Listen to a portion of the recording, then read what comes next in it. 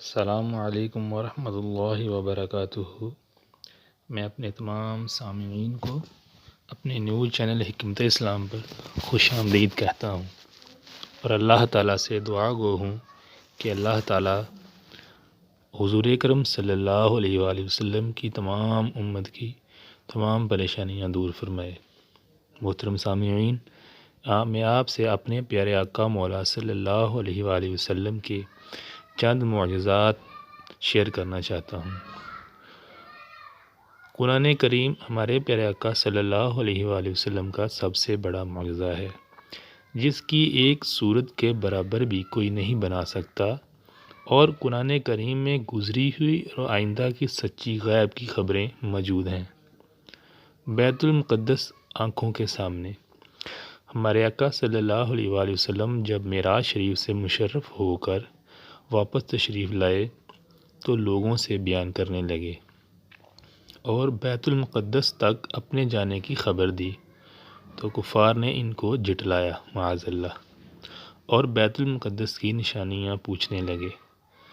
تب اللہ تعالیٰ نے بیت المقدس کا منظر آپ صلی اللہ علیہ وآلہ وسلم کے روبرو ظاہر کر دیا، تو آپ صلی اللہ علیہ وآلہ وسلم نے صاف صاف نشانیاں ان کو بیان فرما دی اور کفار کو شرمندہ کر دیا۔ چاند کا دو ٹکڑے ہو جانا۔ حضور اکرم صلی اللہ علیہ وآلہ وسلم نے اپنی انگشت مبارک سے اشارہ کر کے چاند کو دو ٹکڑے کر دیا۔ جنگ میں کافروں کو شکست۔ حضور اکرم صلی اللہ علیہ وآلہ وسلم نے جنگ حنین میں ایک مٹھی خاک اپنے دشمنوں کے منہ پر پھینکی تو اللہ تعالیٰ نے ان سب کو شکست فاش دی۔ سراقہ کا زمین میں دھنسنا۔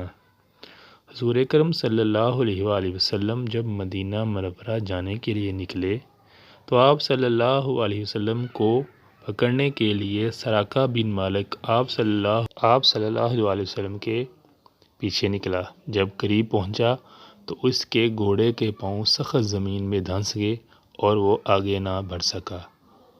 معبد کی بکریاں دودھ سے لبریز۔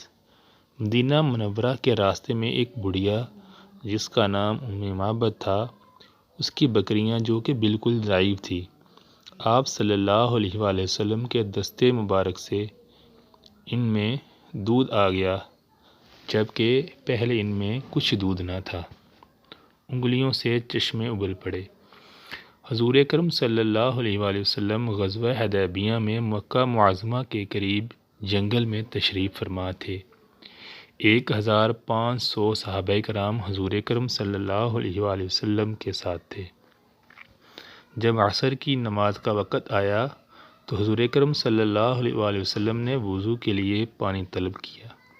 صحابہ نے عرض کیا، یا رسول اللہ صلی اللہ علیہ وآلہ وسلم، سارے لشکر میں پانی موجود نہیں۔ آپ صلی اللہ علیہ وآلہ وسلم نے فرمایا، جس قدر ممکن ہو سکے پانی لشکر میں جمع کرو۔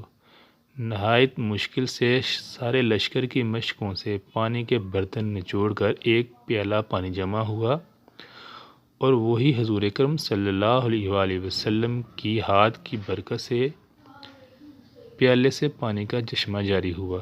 سارے لشکر والوں نے مشکیں بھر لی، پانی کے برتن بھر لیے، سب نے وضو کر لیا۔ کسی نے حضرت جابر رضی اللہ تعالیٰ عنہ سے پوچھا، بھلا تم کتنے آدمی تھے جو پانی پینے میں شامل تھے؟ حضرت جابر رضی اللہ تعالیٰ عنہ نے فرمایا، ہم کل 1500 تھے، لیکن اگر 1,00,000 بھی ہوتے تو وہ رحمت کا پانی سب کو کافی تھا۔ درختوں کا اکٹھے ہونا۔ ایک دن ایک سفر کے موقع پر حضور اکرم صلی اللہ علیہ وآلہ وسلم نے حضرت اسامہ رضی اللہ تعالیٰ عنہ سے فرمایا، اے اسامہ، استنجا کرنے کے قابل کوئی پردہ کی جگہ ہے؟ حضرت اسامہ نے عرض کیا، یا رسول اللہ صلی اللہ علیہ وآلہ وسلم، دور تک صحابہ کا لشکر ٹھہرا ہوا ہے اور یہاں قابل پردہ چیز کوئی نہیں۔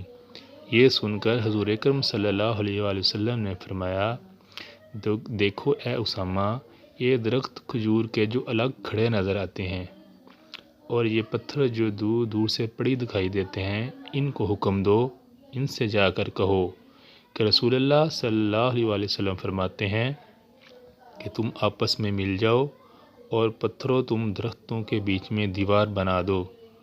حضرت اسامہ رضی اللہ تعالیٰ عنہ کہتے ہیں کہ میں نے حضور اکرم صلی اللہ علیہ وآلہ وسلم کا یہ پیغام لے کر درختوں اور پتھروں کے پاس گیا۔